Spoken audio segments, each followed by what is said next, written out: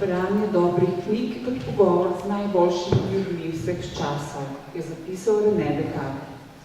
Slednje velja tudi za novo sezono posavskih bralnih povezovanj, ki jo bomo v Brežiški knjižnici pospremili z današnjim literarno obarvanim večerom.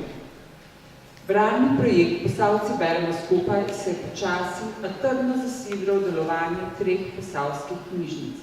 Valvazorjevo knjižnico Krško, knjižnico Sevnica in našo domačo Brežiško knjižnico. Letošnji nastop kar kliče po pravličnosti, je namreč že 7. zapovrstjo.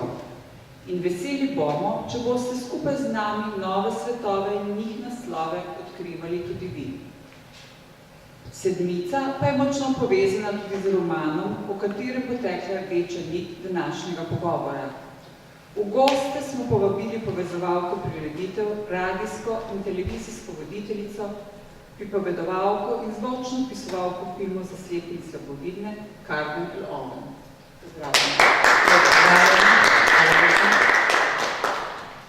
S Carmen v vlogi povezovalke smo pred 4 meseci zaključili lansko sezono Posavcev. Tokrat pa smo jo v goste povabili v drugi vlogi, kot avtorice romana Tihotapci miru. Kdo pravzaprav so tihotapci? Kaj tihotapijo? Nam bo Carmen v nadaljevanju odstrla v pogovoru s sodelavko Matejo Fust. Zvolite. Hvala lepa. Hvala in lep pozdrav vsem vam, ljubiteljem branja in zapisane besede. Prav tako pa topel pozdrav namenjam tudi naši današnji gosti. Carmen, dobrodošla. Vesela sem, da si danes z nami. Tudi jaz. Hvala lepa za povabilo. Z veseljem. Tej uvodni napovedi, da si navdušena radijka, zvočna opisovalka filmov za slepe in slabovidne, moderatorka, voditeljica prireditev, voditeljica retorike in javnega nastopanja, naj dodam še odlična bralka, predvsem pa pripovedovalka zgodb.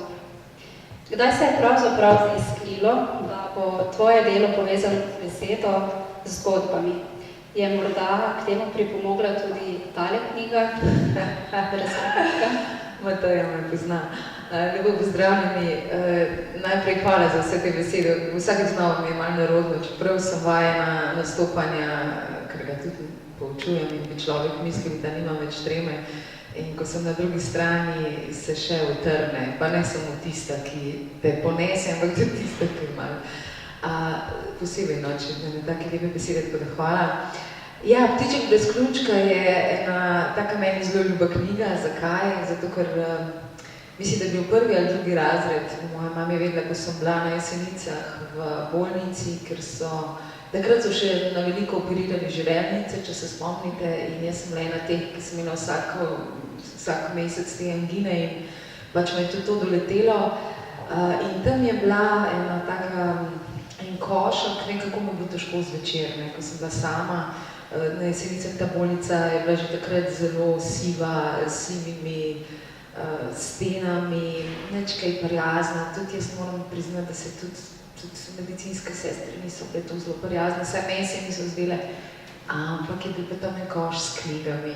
In vem, da ena noč, ko mi je bilo res hudo, ker takrat niso starši še mogli vstajati z otroki, tako kot danes. In vem, da me je ta ptiček mi je rešil, pravzaprav eno noč. Vem, da sem prebirala znova in zjutraj potem po zajtrku, vem, da sem še enkrat prebirala, čist je bila že razcefrana knjigica. In vedno mi je bilo bolj hudo, ki nisem smela domov vzeti, ker pač so mi povedali, da to bo pa za nekoga drugega še mora ostati. In v bistvu sem bila kar vesela, sem si mislila, da se bo pa še komu pomagal. Tako da, zato pravim, da me Matej očitno dobro pozna, verjetno sem to zgodbo kdaj povedala. Kdaj pa beseda, kaj pa vem, od nekdaj mi je bila beseda nekaj, kar me je na nek način opredeljevalo, v smislu, že kot smrkalica so me vedno dajali, nam boš ti recitirala, ko se je kdo skregal, pet se ti zmeniti, ali pa pet ti učiteljico prepričati, ali pa dej ti, pa so se SMS-i začeli. Vem, da sem bila SMS, dej mi prošem SMS napišeš, ne vem, kako ti tako dobro napišeš, dej mu ti napiš, kaj mu naj napišem, te prve ljubezni. Tako da, meni je bilo to igranje, meni je bilo nekdaj z veseljem to tako mi je bilo sladko, do kam lahko greš, a ne. Seveda takrat nisem niti slučajno si mislila, da bom pisala knjige, zato ker sem se družila s takimi mojstri besede, da se mi to zdelo nekaj popolnoma nedosegljivega, oziroma tega si pa res ne drzne. Zasledila sem, da si želela postati tudi knjižničarka. Ja, jaz sem imela tri želje so bom rekla tako, tiste na piedestalu. Ena je bila, da bi bila veterinarka. Druga je bila, da bi bila pisateljica, kar se mi zdelo popolnoma nemogoče, zato ker so se mi itak zdeli vsi pisateljice že mrtvi, ne, ko smo bili mehni, ker vsaka, ki smo obravnavali, je bil mrtev, pa nisem še hodila biti glih mrtva. Tretja je bila pa ja, knjižničarka. In zdaj, ko smo se selili 2 leti nazaj, ko smo z mami pospravljali to našo ogromno hišo na Gorenjskem, ker smo jo prodali, je bilo zabavno, da sem v knjigcah našla listke. Jaz sem to čisto pozabila, ampak sem napisala prav avtorja in napisala sem naslov in šifro, pojma nimam, kako sem to, nekaj kakor D5, verjetno je bilo to, ne vem, tako kot je bilo pod kataloški zapis takrat v knjižnicah. Ampak potem, ko sem šla pa študirati, pa moram reči, da nisem več razmišljala tako, ampak če bi šla še enkrat, bi razmišljala drugače. No, pa omenila si že pisateljevanje, prvi roman Sprehajalka gospodovega psa, drugi je novi roman Tihotapci miru. Romana nista avtobiografska, pa vendar je čutiti veliko tebe. Kako reče Feri Najšček, da je vsako pisanje tvoja duhovna biografija in če kaj podpišem, potem je to zagotovo to. Jaz mislim, da ne moramo pisati o stvarih, o katerih vsaj ne razmišljamo ali pa nimamo neke afinitete, neke ljubezni do tega.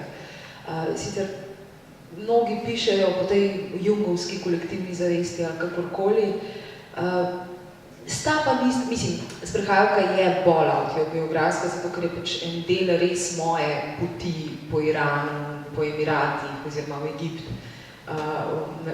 Dejansko sem te poti res doživela Iran čisto sicer drugače kot Mila, ampak ta pa ni, tukaj sem pa sploh namensko šla, prav veliko bolj stran od sebe, zato je tudi moški glavni lik, ker sicer na nek način bi spet verjetno potvarjala sebe, kakorkoli ne, sebe kot pravko, pa tega nisem želela. Zato je pač Teodor, ta izbranec, to sem že razlagala, da je itak prišel v sanje, točno vem, kakšen je, zelo čeden, dečko je, točno mi je povedal, kako naj mu bo ime, verjetno to moja podzavest naredila, ampak se vseeno, prišel je pač, dal mi je vedeti, kaj naj naredim z njim. In tega dolgo nisem verjela, mene Feri vedno, pa ne samo Feri, marsikdo v teh mi je rekel, da pravzaprav liki sami povejo zgodbo, da sami povejo kako, pa sem si mislila, ne. Ampak zagotovo pa delčke tebe, tvojega vsakdana, razkrivajo tudi besede besedne zveze, Pija in Pino Mlakar, plesalca, Sara in Peter ter sosed. Ne gledam televizije, je nimam. Sledijo 3 velikani literature, ki niso razpisani z imenom in priimkom, pa vendar jih lahko prepoznamo. Zapisala si tako. Pesmi poeta, ki ga je nedavno tega vzela cesta.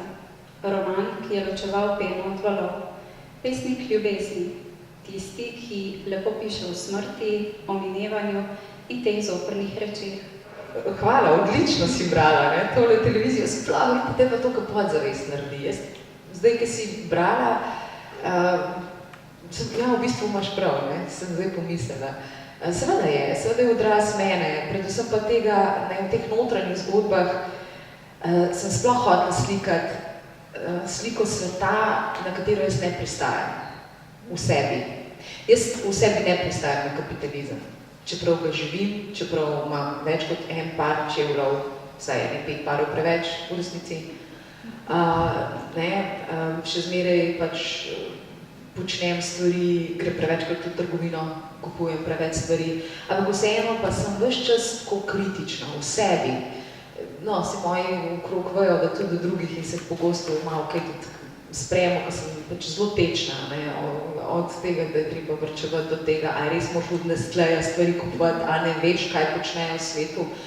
Ampak sem tako v sebi sem kritična in seveda pa to skozi zgodbe. Čisto drugače jaz rečem nekomu, veste kaj, nehajte kupovati tole, a vi ne veste, kaj počnejo, ne? Če pa jaz to dam v zgodbo in pokažem posledice na nekom živem, z nekom, ki se ti lahko poosebiš, potem pa to deluje. In to je to, ne? Zanimivo mi je bilo tudi to usporednica med sprehajalko in tihotapci, Peščena pot. Dejala si, da je sprehod po puščavi poglavje zase, saj so tam povsod po tleh pogledalca in ne more se skriti pred sabo. Se takšna ogledalca pojavljajo tudi na hodnikih, v prostorih v tem novem romanu? Zagotovo, ampak ne samo na hodnikih, recimo hospica ali pa pač nekih prostorov, kjer ljudje odhajajo. V sekundi, ko se nam v življenju začne dogajati nekaj, kar je drugačno od običajnega dne, kot je bolezen, kot je začetek odhajanja, umiranje, se povsod ogledalci začnejo pojavljati. Ne more drugače, ker ne moreš, enostavno se odprejo eni prostori tvojega lastnega čutenja, občutenja, razmišljanja, ali želiš ali ne, dohiteli te bodo. Tako da ta peščena pot ob morju, se mi zdaj v bistvu spet dala misliti. Ja, meni je pesek itak nekaj zelo ljubega, pesek, sploh ta sipki pesek, verjetno to že iz otroštva, kaj delamo. Vse kaj pa je prvi spomini in prve ljubezni se zgodi v peskovniku, kje pa, pa se gremo z zdravnike, pa to. To smo se šli najprej v peskovniku, vsaj pri nas, v vrtcu, v Kranju. Tako da, in moram reči, da je zanimivo, da se mi vrača, ves čas se mi vrača ta puščava, ali skozi ljudi, ki jih ponovno spoznam. Ali ste ni prav veliko ljudi v Sloveniji, ki hodijo v puščavo prespat, ne? Ampak kar zataknejo se v meni, vsako leto vsaj eden, se nekje se ujamemo, veste, tako da, to pa govorim zato, ker se pa zdaj v meni tudi zatikajo v navednicah res sami tihotapci miru. Ta knjiga mi je prinesla tako lepa poznanstva, da sam gledam. Tako da ne bi še en reči, da knjige ne čarajo, mene prepriča več, res. Lepo si se poigrala z jezikom o notranjih zgodbah. Zanimiva je ta zgodba delček, ko Senica z mano pogovarja o koščkih steklca. Namreč ustvarja umetnine iz stekla, koščkov stekla, ki jih pobira po tleh oziroma kjerkoli. In takrat te koščke poimenuje razbitki. Hitro se potem ustavi pri tem in se sprašuje, ali bo, če bo postala svetovno prepoznana, če bo ta izraz prepoznan njenim kupcem ali ne, in se potem zopet vrne k temu prvemu izrazu. Se ti pogosto med ustvarjanjem, tako med pisanjem kot govorjenjem, porajajo te novotvorbe? Ja, moram se čas kar nazaj držati, ker drugače ljudje pa ne razumejo. To se je zelo, zelo okrepilo, odkar imam cunami otroka, ki ima izjemno željo in voljo in za nove besede. In seveda on mene spodbujal, me je začel, zdaj 3 leta že popolnoma gladko govori, star je 5 pa pol. In smo ugotovili z možem, da mi ga to itak počnemo, da na nek način analiziramo besede oziroma si jih izmišljamo. Tako. In ja, to se nekaj dogaja, to kar prihajajo take, ampak vseh ne moramo uporabiti, kakšne so lišče daške. Tis bi prav, bi me kak poslali. Tako da rajš na kakšen pregled.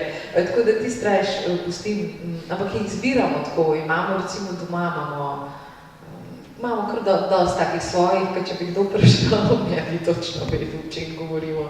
Mica je imela kar take razobljive, naprimer vegetarijancev označi kot vegi neki, trgovino kot kletko s kamerami, spletno trgovino pa prida še kletka, kjer gre vse po žici oziroma po valovih.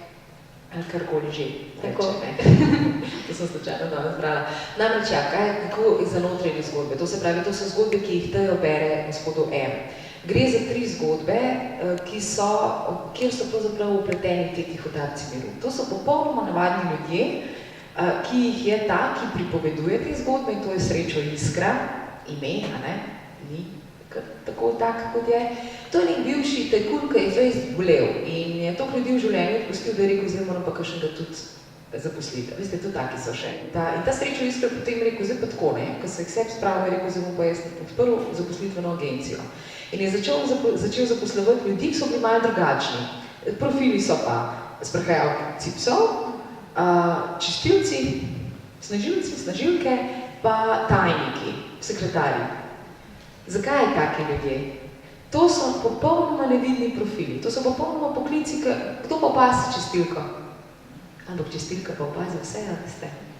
Skratka, potem se preigravajo ti odnosi. Meni je zelo ljublik Emil Projevski, Makedonc, čistilc, ki ves čas poje.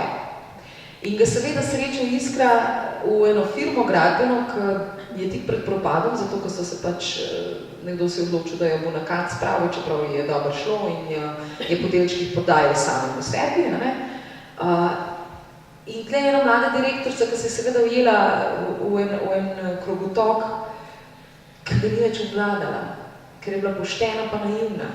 Ampak delala pa isto umazane stvari, ne da bi jih hotela, kot tisti, ki niso pošteni, pa tudi naivni ne. In ta Emil Projevski jo je ves čas opominjal na to, da se da drugače.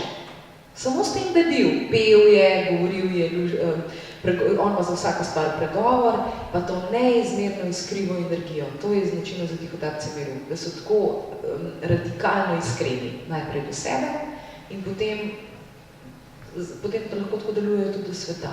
No, ampak Teja je lepo opremil, če tako rečeva, gospoden. Ja. Teja je v bistvu z branjem temu gospodu našel smisel svojega življenja. Glasno branje označi kot neko peto dimenzijo in pa zelo mi je bilo všečno, ko reče, da je branje za klic in ne poklic. Ker se mi zdi res s tem pravčanjem povestic. Ja, ker te v resnici, njega je prijateljica, ki je igralka, prosila, če gre za nekaj dni brati na mesto nje. Ker je on šla nekam v tujino na neko gostovanje, pa je on si mislil, kaj pa grem na tem lepo mrtvim, bom pa že odbral, ne? Ja. Ampak potem je teh par dni šlo v tedne v mesece in se je priznal vmes, on ima zelo slabo veste vmes, ne, ki pravi, jaz pravzaprav hodim po svoj mir, med ljudi, ki umirajo, ne? Kdaj pogledali v besedi umiranje, je beseda mir. On ima notranje boje, ne. Potem je pa tam še Lenja, mlada zdravnica, specialistka paliativne medicine, ki mu pa tudi ne da miruna, ne, ker je pa zelo posebna, ker je popolnoma predana tem bolnikom, tem odhajajočim, predvsej manj pa tistim, ki imajo pred sabo še kakšno leto življenja, ne. In njega to zelo bega, zakaj je taka, zakaj ni tipično dekle, ne? In ti njuni pogovori se mi zdijo zelo pomemben del tega romana, ker ona drugače gleda na umiranje, ker je ves čas, kljub svoje mladosti, je pač kar pospremlja nekaj odhodov. Njemu je bilo pa do tega prihoda umiranje nekaj, kar ne obstaja. Minevanje je nekaj, kaj bi tem razmišljal, to ne obstaja. Praviš, da je vsaka dobra bližina terapevtska. Ja. Sem pripričana. In je bilo tudi to cilj nekako prikazati v romanu? Saj veste, kako je, ne? Koliko dni ima dojenček, če se ga ne dotikamo, če ni bližine, umre v nekaj dneh. Meni se pač zdi bližine, če spet to, ta čas ni namenjen bližinam, ni naklonjen bližinam. Mi živimo v času, ko je odtujenost, želijo, da smo odtujeni, drug od drugega, najprej pa tudi od sebe, ker ko smo odtujeni, smo ranljivi, ko smo v bližini, nismo ranljivi, smo močni. Dve bližini sta eksplozija moči, če je dobra bližina, ne govorim o abusive, kako se temu reče slovensko, o bližinah, ki se ne polnijo, ampak ne, v nekih nasilnih bližinah seveda to ni več bližina. In jaz mislim, da bližine nas hrabrijo, nas opolnomočijo, da gremo mi lahko skozi dan, skozi življenje, če ne samo bolj močni, tudi predvsem boljše volje, kar je tudi precej pomembno, ne? Ker če ti prideš dobre volje, pa dobro razpoložen nekam, boš čist drugače življenje, ti živel, pa še kdo drug zraven tebe. Pa če se to verjamem, čeprav nisem zmer sam dobra volja, zdaleč ne. Roman zaključiš s 13. poglavjem, pa če se poigrava z jezikom. Pa res? Zaključek je morda to ključ za kakšno nadaljevanje, ker se mi zdi, da zgodba je na koncu odprta. Ali morda pripravljaš oziroma imaš v misli že kaj novega? Ja, igram se z eno idejo, ki je tudi povezana s tem romanom oziroma na eno predstavitev. Oziroma, poklikal me je gospod, ki ima zelo eno zanimivo življenjsko zgodbo, pa sem mislila, da bi bilo zanimivo o tem pisati, ampak nisem zelo v kondiciji, zdaj bom delala druge stvari. Zdaj bom pisala eno tako drugo stvar, povezavi z mojim sinom, z njegovimi izjavami, upam, da mi bo uspelo to ene zgodbice dati. Tisti, ki me na Facebooku spremljate, veste, kakšne imam moj sin, pa se ne samo moj, se jih imajo vsi, sam pa če si jih zapisujem, pa mogoče mi z tega uspela kaj narediti. Tako da zdaj se mislim ukvarjati z lažjimi temami, kakorkoli obrnemo. Je pa res, da pišem pa skozi po malem v glavi, jaz si tak stavke vidim, slišim in si že malo zapisujem, imam že uvodni del tega 3. romana. Ne vem pa, če bom šla tja. Zdaj sem čisto pustim presenetiti, kaj se mi bo zgodilo tudi, ko pridejo, mene zgodbe poiščejo, jaz si ne rabim iskati, tako ko me knjige, pa tako se veste, knjiga vas najde, tako tudi mene zgodbe. In zdaj se pustim čisto presenetiti, pa bomo videli, kaj bo iz tega. Karmen, iskreno hvala, da si vzela čas, da si se odzvala po vabilu in da sva skupaj odprli in odkrili vsaj delček Tihotapcev. Drugim seveda predlagava, da jih preberejo in da berejo. Ena malenkost. Lepo. Čakaj. Tehniko, ja, hvala lepa. Hvala lepa. Tako lepo. Čisto naravno, da poznate, očitno res. Ja, mislim, da so kar tvoje barve. Ja, čeprav danes mislim v barva, ponavadi sem malo bolj. Ja, hvala, da ste si, prvič, da ste zbrali roman, da je na tem seznamu, to mi ogromno pomeni, ker veste, navzven mogoče včasih izgleda, da smo ustvarjalci zelo samozavestni, pa ni čistko. Veliko ti pomeni, da, jaz ko stopim na oder, zgledam samozavestno, vse na odru tudi sam, nimam težav, pa še uživam v tem. Kot ustvarjalka knjig ali pa literature, če smem tako reči, sem pa vendarle še otrok, in je to vsaka taka potrditev, da berete, da pridete, da gre na seznam, je pa to nekaj zelo lepega. Z veseljem bomo poročali 20. novembra ob koncu o odzivih, o mnenjih. Na letošnjem seznamu so se poleg tega romana Tihotapci miru znašli še nekateri, ki so tu razstavljeni. In sicer smo za vas pripravili 5 esejev, 5 pesniških zbirk in 30 proznih del. Vas povabim, da sodelujete in da si vzamete čas, da si vzamete tudi čas za branje, naj bo to danes, jutri, katerikoli dan, in pa da si vzamete tudi čas zase, da ste ti Tihotapci miru, o katerih sva danes s Karmen govorili. Vabljeni pa ste seveda tudi, da naši gosti zastavite še kakšno vprašanje, sedaj sta govorili mi dve, pa da res povprašate. Lahko je v knjigi, če ste jo že prebrali, če se je znašla na vašem branjem seznamu ali pa karkoli drugega. Jaz pa vse povem. Vabljeni besedi. Naj povem, ali če to povem. Mateja, odlično si vpeljala tole. Zakaj te govorim? Zato, ker je bila Mateja moja učenka na retoriki in mi je to bilo veliko čast in ko me je povabila, da bo ona vodila, sem bila prav vesela. Veste, to je tudi en tak poseben, da se dobro zdaj počutim ob njej, pa malo si mislim, da imam tudi kaj zraven, čeprav Mateja je itak rojena za to, ampak tako sem vesela, da se te zgodbe potem tudi prepletajo na tak način. Tako da, hvala Mateja. Enako.